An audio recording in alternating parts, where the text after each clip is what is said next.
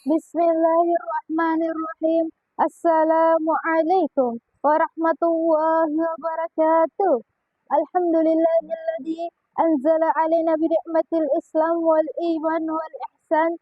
Asyhadu an la ilaha illallah wa asyhadu anna Muhammadan abduhu wa rasuluh. Rabbi israh li sadri wa yassir li amri wahlul 'uqdatam min lisani yafqahu qawli.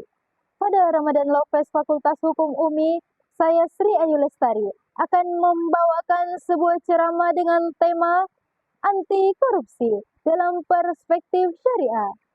Allah Subhanahu wa taala berfirman di dalam Al-Qur'an yang berbunyi, A'udzu billahi minasy syaithanir rajim.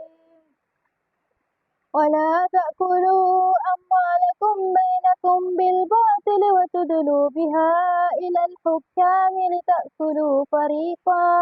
لتأكلوا فريقا من أموال الناس بالإثم وأنتم تعلمون. Dan janganlah kamu memakan harta di antara kamu dengan jalan yang batil, dan janganlah kamu menyuap dengan harta itu kepada para hakim, agar kamu dapat memakan sebagian harta orang lain dengan jalan dosa, padahal kamu mengetahui. Quran Surah Al-Baqarah ayat 188. Ayat ini bukan sekedar larangan biasa, tetapi peringatan bagi manusia sepanjang masa. Para pemirsa yang berbahagia, saya ingin bertanya kepada kita semua, siapa di antara kita yang ingin hidup di negeri yang bersih dari korupsi? Jawabannya, tentu kita semua. Namun, perubahan itu tidak dimulai dari gedung kekuasaan, tidak dimulai dari kursi jabatan, tetapi dimulai dari hati setiap insan.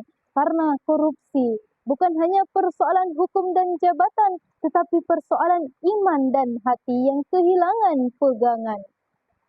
Ketika amanah dijadikan kesempatan dan jabatan dijadikan alat mencari keuntungan, sedikit demi sedikit kejujuran ditinggalkan, sedikit demi sedikit nurani dikorbankan, hingga akhirnya manusia lupa bahwa setiap harta akan dimintai pertanggungjawaban.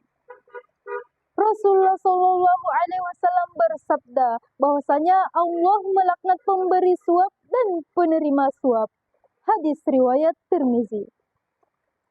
Laknat berarti jauh dari rahmat Allah, sebuah ancaman yang sangat nyata karena suap dan korupsi merusak keadilan, menghancurkan kepercayaan, dan menyengsarakan kehidupan.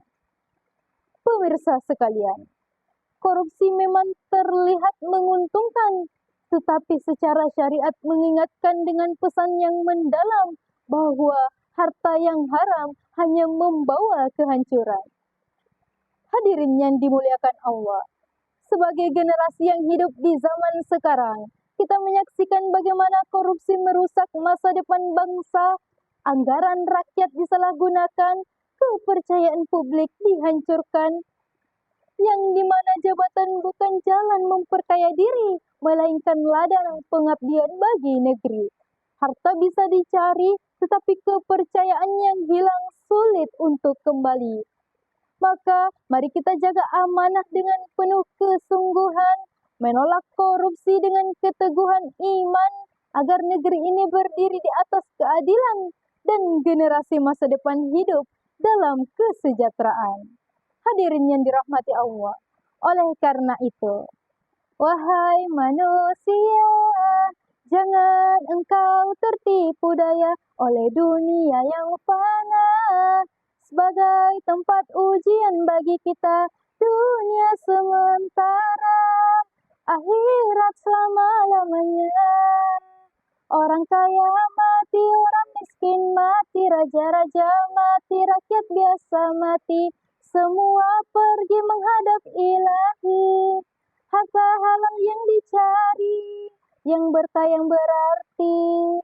Wallahu muwaffiq ila aqwamit thariq, ihdinas siratal mustaqim, wa akhiran unzur maqala wa la tanzur maqala. Wassalamualaikum warahmatullahi wabarakatuh.